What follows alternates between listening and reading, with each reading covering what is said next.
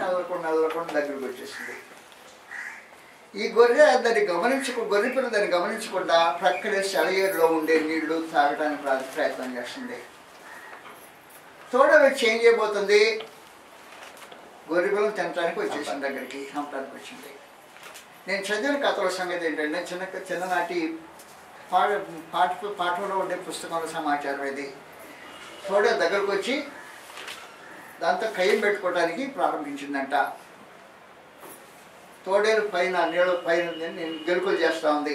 గెలుకులు చేస్తుంటే గెలుకు నీళ్ళు వస్తున్నాయి ఏంటంటే తాగడానికి వచ్చిన గొర్రె పిల్ల అటు చూపేసేటప్పటికి అసలు కనపడింది, గుండె నీరైపోయింది, తోడేలు కనపడింది. పక్కకి తప్పుకొని ఏదో గొట్టుకేద్దామని మంచినీళ్ళ కోసం జరుగుతుంది. అది కాకేసి రై ఏంట్రా నన్ను తిడుతున్నావు అన్నది. ఎవరు? తోడేలు. నేనెప్పుడు తిట్టానయ్యా నిన్ను? కాడగా నేను తప్పు చెప్పాను. ఏంటో నేను మురుగులు చేస్తున్నావు అన్నట్ట. నేను నీళ్ళు మురుగులు చేయటం ఏంటి, నీళ్ళు పైనుంచి ప్రవహిస్తుంది, నేను కింద నీళ్ళు కిందకి వెళ్తాయి కదా, మీకు ఎందుకు వస్తే వేయాలి, ఏంటో తిడుతున్నావు అంట. నేనెప్పుడు తిట్టానయ్యా? 6 నెలల కింద తీసివే, 6 నెలల కింద నేను పుట్టలేదు అంటే మీ అమ్మ తెచ్చింది. అలాగూ కయ్యి ఉంటుంది తోడేలికి గొర్రె పిల్లకి మామూలుగా. అయితే ఆ మామూలు పర్వతం మీద ఈ పర్వత రాజు ఎవరు? గొర్రె పిల్ల. గొర్రె పిల్ల యొక్క అధికారం కిందకి తోడేలు రావాలంటే అది క్రొత్త జన్మెత్తే రావాలి, లేకపోతే ఈ పర్వతంలోకి వచ్చే ప్రసక్తి లేదు. కాబట్టి క్రీస్తు సంఘంలోకి రావాలంటే, ఆయన అధికారం కింద మనుషులకు రావాలంటే క్రొత్త జన్మెత్తి రావాలి అనే దానికి ప్రత్యేకమైన సమాచారం. క్రొత్త జన్మ అంటే ఏంటి? మనం క్రొత్త జన్మ గురించి అనేక సంగతులు చెప్తాం. యెషయా గారు క్రొత్త జన్మను గురించి క్లీన్గా తేటగా చిన్న సంగతులు చెప్పేశాడు. క్రొత్త జన్మ యొక్క నిజస్థితి ఏంటంటే తోడేలు గొర్రెపిల్లలాగా మార్చబడుతుంది. తోడేలు గొర్రెపిల్ల అయితే క్రొత్త జన్మ ఎత్తిందై ఉంటుంది. అంతేగాని క్రొత్త జన్మ ఎత్తాను అని పాత బ్రతికేవాడు క్రొత్త జన్మ ఎత్తినట్టు కాదు. కాబట్టి ఒక మనిషి యొక్క క్రొత్త జన్మకు నిదర్శనంగా ఆయన ఏం చెప్పాడంటే, కొత్తగా జన్మించితే దేవుని రాజ్యంలో ప్రవేశిస్తామని మాట్లాడేవాడు. క్రొత్త జన్మ అంటే ఎట్టుంటుంది?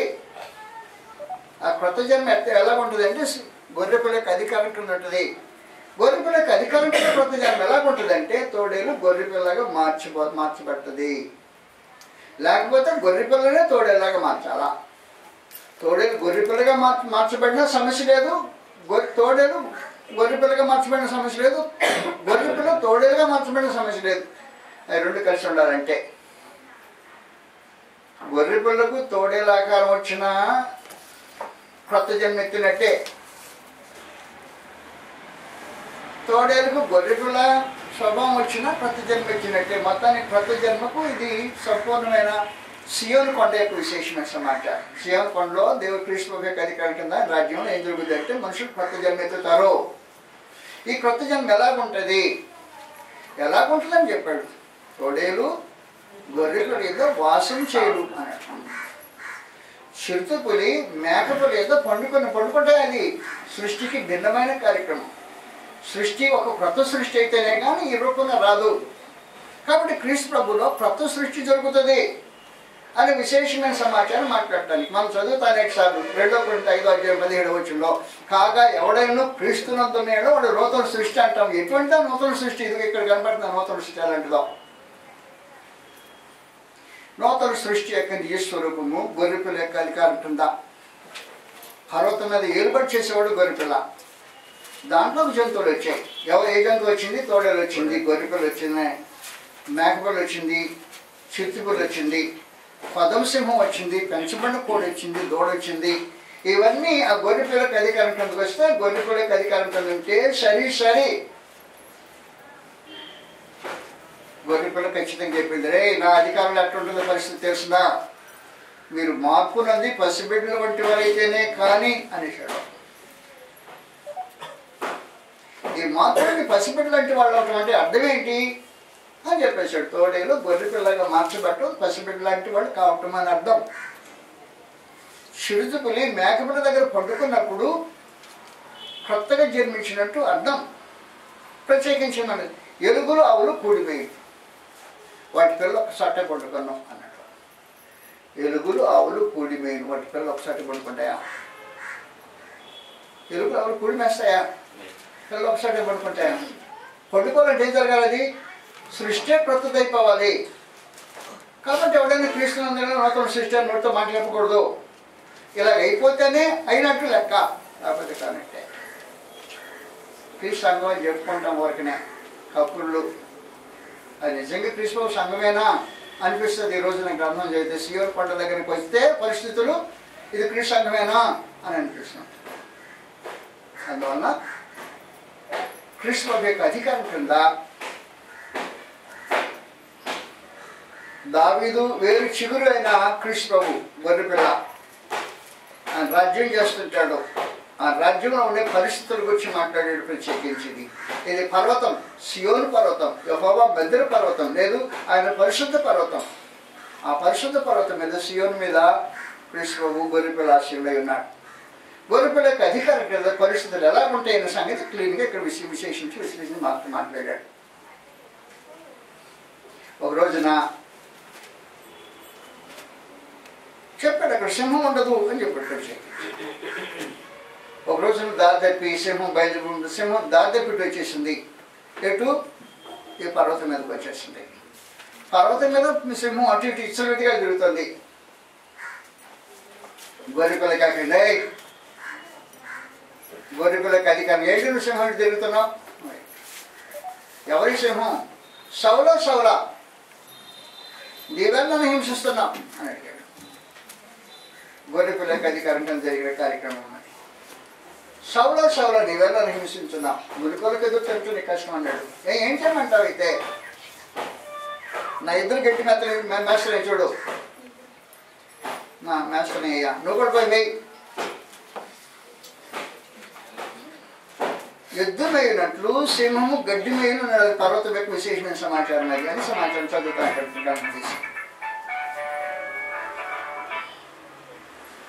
7వ వచనంలో ఆవులు ఎలుగులు కూడి మేయును, వాటి పిల్లలు ఒక్కసారి పండుకొను, ఎద్దు మేయినట్లు సింహము గడ్డి మేయును. ఎద్దు మేయినట్లు సింహం గడ్డి మేయును. అపోస్తలుల కార్యం 9వ అధ్యాయంలో గడ్డి మేసి సింహం కనపడుతుంది. అందువలన క్రీస్తు ప్రభు సింహాసనం మీద వసిందై ఉండగా సియోను పర్వతం మీద అధికారి వధింపబడిన గొర్రెపిల్ల, మామూలు గొర్రెపిల్ల కూడా కాదు. గొర్రెపిల్ల అసలు గొర్రె కాదు, అది గొర్రె కంటే పిల్ల, గొర్రెపిల్ల, మామూలు గొర్రెపిల్ల, వధింపబడిన గొర్రెపిల్ల, గొంతు తెగిపోయిన గొర్రెపిల్ల ఉంది అక్కడ. ఆ గొంతు తెగిపోయిన గొర్రెపిల్లకి అధికారం కింద వచ్చేవాళ్ళు ఆ పర్వతం మీద ఎలాంటి మనుషులు ఉంటారనే సంగతి క్లియర్గా వివరించబడిన విశేషమైన సంగతి అది. అందువల్ల క్రీస్తు సంఘం అని చెప్పుకున్నట్టు మాత్రమే క్రీస్తు సంఘం కాదు మీరు. ఆ పేరు కింద చాలా మంది భ్రమపడి జీవితం కొనసాగిస్తున్నారు. కారు ఖచ్చితంగా కాదు. క్రీస్తు ప్రభు సంఘం అంటే అది ఒక కొత్త జన్మెత్తిన మనుషులు. ఆ జన్మెత్తిన మనుషులకు రూపచిత్రంలో కనిపిస్తుంటుంది. అపోస్తలుల కార్యం 9వ అధ్యాయంలో సింహం అటు ఇటు తిరుగుతుందంట అక్కడ ఆ ఏరియాలో. 9వ అధ్యాయం మొదటి కొంచెం మీ ఫోన్లు కొంచెంసేపు ఆపరేషన్ ఇంటి దయచేసి, నేను కూడా ఆపేస్తాను, ఆపరేషన్ మీరు పెట్టుకోండి. అపోస్తలుల కార్యం 9వ అధ్యాయం.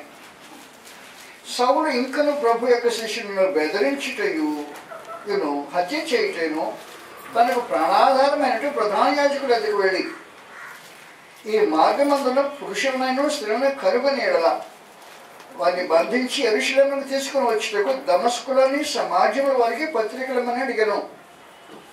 అతడు ప్రయాణం చేసి దమస్కు వచ్చినప్పుడు ఒక సంగతి మీకు తెలిసి మీదట ఏం జరిగిందో. కాకేశాడు గొర్రెపిల్ల సింహాసనం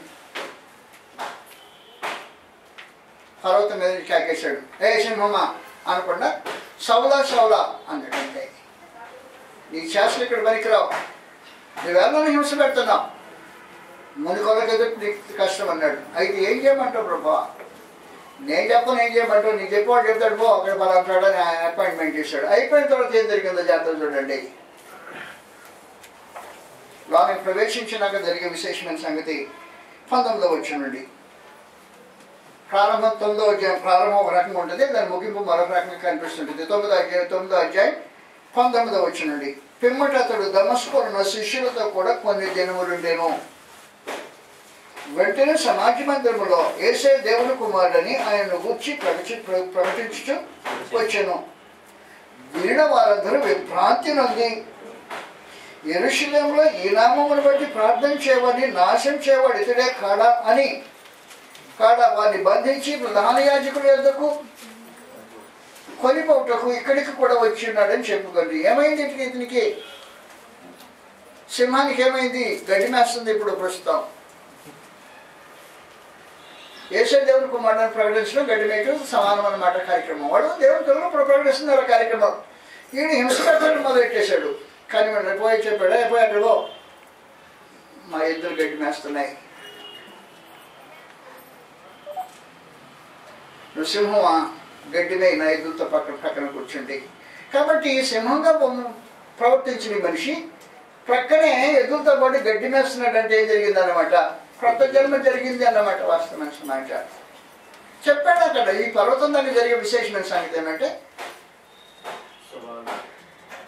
సింహము ఎద్దు వలె గడ్డి మేయును. ఎద్దులు మేస్తున్నాయి గడ్డి, సింహం కూడా మేస్తుందా? మదమాంసం తినే సింహం గడ్డి మేస్తుందా? ఒకవేళ మదమాంసం తినే సింహము ఎద్దులతో పాటు గడ్డి మేసిందంటే ఏమంటావు దాన్ని? కొత్త సృష్టి అంటావు కదా. అది కృష్ణుడిపై కలికాలంలో జరిగే కార్యక్రమమే కదా. కాబట్టి సియోను పర్వతం మీద గొర్రె పిల్ల ఆశీనుడై ఉంటే జరిగే విశేషమైన కార్యక్రమం ఇది. కృష్ణ సంఘం యొక్క విశేషమైన సంగతి. అలా జరుగుతుందా కృష్ణ సంఘంలో? అది ఎందుకు జరుగుద్ది? కాబట్టి కృష్ణ సంఘం చెప్పుకోవడానికి మనకు హక్కు ఉంటుందా? ఖచ్చితంగా హక్కు ఉండదు. జీవితాలు మార్పు లేకుండా, ప్రదర్శించబడకుండా, బ్రతకకుండా నేను కూడా కృష్ణ సంఘమే చెప్పుకోవడానికి హక్కు ఉండదు. వాస్తవానికి ఎక్కడికి వచ్చావు నీవు? సియోను పర్వతాల దగ్గరికి నిజంగా వచ్చావా? వస్తే ఈ పరిస్థితి, వచ్చిన వాళ్ళ పరిస్థితి గురించి మాట్లాడాడు, రానోడి సంగతి మాట్లాడలా. సియోను పర్వతం దగ్గరకు వచ్చాడంటే, కృష్ణ సంఘంలోకి వచ్చాడంటే పరిస్థితి ఇది వాస్తవమైన పరిస్థితి. వచ్చిన వారి పరిస్థితి ఎలా ఉండాలి? అసలు అది మిడునాగు, మామూలు నాకు కాదు, మిడునాగు. పసికొన, ఏమి తెలియని పసికొన ఆ మిడునాగు దగ్గరకు వచ్చి దాని కంటి పాప మీద ఏలు పెట్టి తడుతున్నాడంట. ఏం చేయదా? ఒకరోజు జరిగిన సంఘటన చెప్తాను మీకు. వాస్తవంగా జరిగింది. ఆ ప్రక్కనే బీరపాదు వేశారు ఒకళ్ళు. బీరపాదు అని తెలుసు కదా, దానికి పచ్చని పువ్వులు ఉంటాయి. అవి పసుకొని తెలియక ఈ పచ్చని పువ్వుని తాక్కుంటూ వెళ్తున్నాడు. ఈ పచ్చని పువ్వులు తాక్కుంటూ వెళ్తుంటే ఆ పాదిలో నాలుగా ఉండి ఈ పచ్చని పువ్వులు తాకే బిడ్డని కాటేసింది, చచ్చేసింది అక్కడే.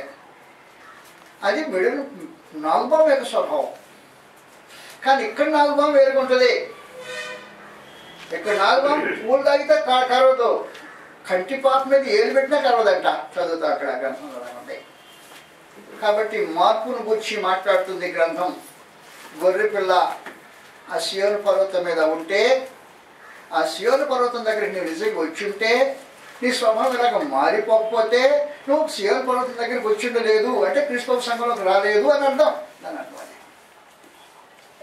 యెషయా గ్రంథం 11వ అధ్యాయంలో ఈ సమాచారం మాట్లాడుతుంది. 11వ అధ్యాయం 8వ వచనం. పాలు విడిచి పిల్ల నాగుబొమ్మ పుట్ట యొద్ద, అక్కడ గుర్తు కింద చూడండి, పాము కంటి పాపను తన వేలితో ముట్టుకుంటే ఏం చేయదా? పచ్చగా ఉంది పూలని, వేరు పూల మీద ఏలు పెడితే బిడ్డని పాము లోపల ఉండే పాము కాటేసింది మామూలు స్వభావంతో. ఇక్కడేం జరిగింది? కంటి పాపం మీద ఏలు పెడితే ఏం చేయడు? కొత్త జన్మ, నూతన సృష్టి అని మనం మాట్లాడతాం కానీ, మాటలు మాట్లాడతాం కానీ నూతన సృష్టిని చూపించే విశేషమైన సమాచారం ఇదే. కాగా ఎవడైనా వాడు కృష్ణందునే వాడు నూతన సృష్టి. ఏం సృష్టి అయ్యాడు ఈ సృష్టి? అదిగో నూతన సృష్టి అని నిజ స్వరూపం. మిడునాగు కంటి పాప మీద ఒక పసుకొని, తెలియని పసుకొని నిలబెట్టేటంటే ఏం చేయదా? చదువుతుంటే క్రిందకి విశేషమైన సంగతులు కనిపిస్తుంటాయి.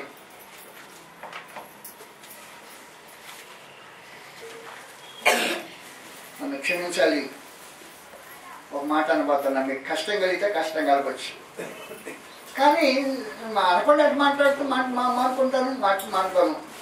ఇటీవల నేను విన్న సమాచారం ఏమంటే క్రీస్తు సంఘంలో క్యాస్ట్ ఫీలింగ్ ఉందంట. అది ఎంతవరకు నిజమో నాకు తెలియదు, కానీ సియోన్ పర్వతం దగ్గరకు వస్తే క్యాస్ట్ ఫీలింగ్ ఉండదని గ్రంథం చెప్పింది.